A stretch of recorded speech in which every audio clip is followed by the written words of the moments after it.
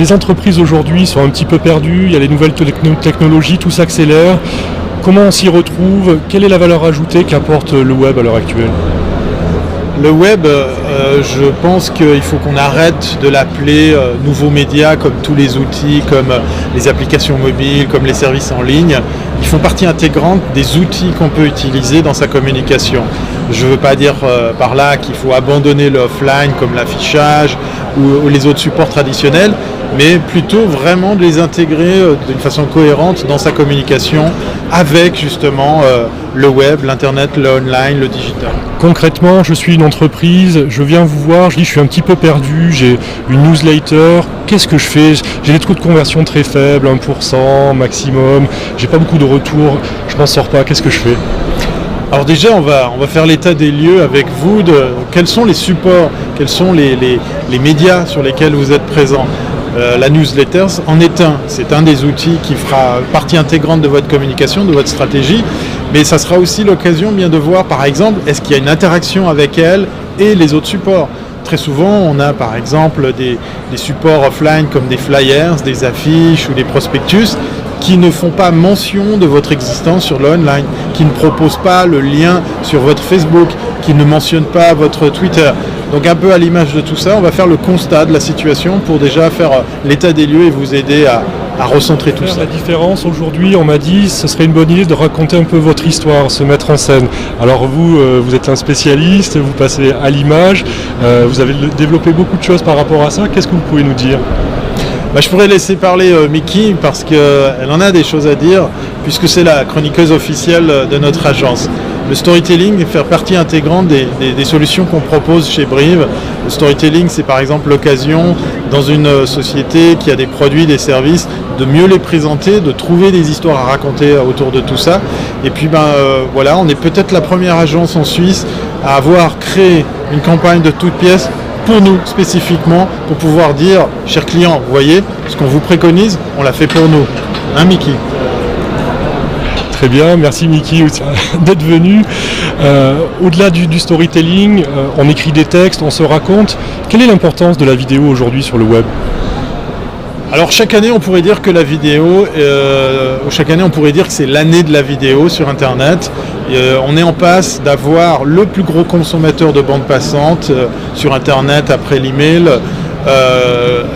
Comme étant la vidéo. La vidéo risque d'être l'acteur clé du trafic sur Internet, mais le médium, puisque média c'est le pluriel de médium, qui est le plus fédérateur. Dans une vidéo, on peut raconter une histoire, on peut vendre un produit, on peut expliquer comment il fonctionne, et il va de pair, il va accompagner par exemple le contenu rédactionnel.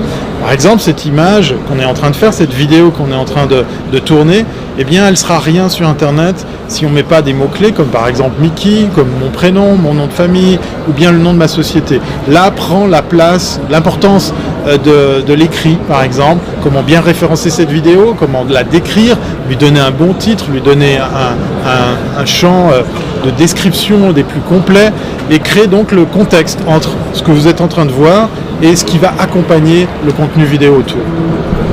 Quel est l'intérêt aujourd'hui? On parle de community management, c'est important, ça reste encore un petit peu flou, cette idée de pouvoir trouver des clients grâce à des réseaux sociaux, communiquer oui, mais on peut réellement trouver des clients grâce aux réseaux sociaux? On peut réellement trouver des clients grâce aux réseaux sociaux. De notre expérience, on peut raconter que depuis que Miki est arrivé chez nous, on a trouvé des clients à travers Facebook, on a trouvé des clients à travers Twitter, on a trouvé des clients à travers LinkedIn, on a trouvé des clients à travers d'autres réseaux professionnels, mais on peut aussi se retrouver à répondre à un appel d'offres simplement après avoir diffusé une vidéo sur YouTube. Les réseaux sociaux, ce sont que des outils pour assurer votre VRP, comme vous le feriez avec du porte-à-porte ou du tout ménage. Ils doivent faire partie intégrante d'une réflexion globale, d'une stratégie pour bien les intégrer et non pas les greffer comme ça on top sur quelque chose qui aurait mal été conçu dès le début. J'ai un site vitrine, il est magnifique, un super web designer me l'a fait. Maintenant, à part ma mère et quelques clients, personne ne le voit. Qu'est-ce que je dois faire? Je dois me lancer dans le blogging, je dois devenir un blogueur, tout apprendre, tout savoir, mettre tous les jours du contenu, c'est quand même du travail. c'est du travail que de créer du contenu et c'est tant mieux parce qu'on est là pour vous aider. Plus sérieusement, il faut vous poser la question quel est votre public cible. Après quoi, il sera facile de déterminer si vous devez aller sur Twitter, si vous devez aller œuvrer sur Facebook, est-ce que vous devez faire de la vidéo ou pas. Tout ça, ça fait partie d'une réflexion qu'il faut avoir ensemble parce qu'il n'est pas nécessaire d'aller sur les réseaux sociaux pour y aller. Si vous n'avez rien à vendre, par exemple en B2C, il faudra vous poser la question de l'utilité que d'être sur les réseaux sociaux. En même temps, on a pu voir avec l'expérience que le B2B, il n'est pas incompatible avec les réseaux sociaux.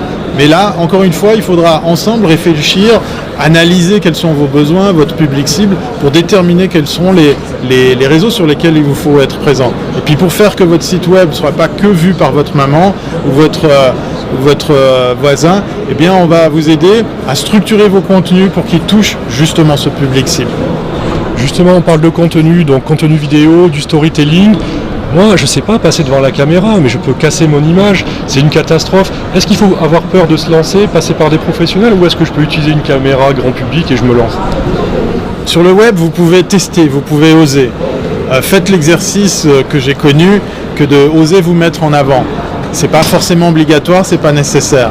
Simplement, ça aura le mérite de vous permettre de le faire rapidement et à moindre frais. Après, c'est clair, des agences comme Brive seront là pour vous aider pour pouvoir, par exemple, le faire de façon professionnelle. Deux approches possibles, soit on vous aide à vous mettre en œuvre, en place, en image, justement à travers des outils, des formations, pour que vous puissiez après voler de vos propres ailes, parce que vous êtes la personne la mieux placée pour parler de votre société, vos produits, vos services.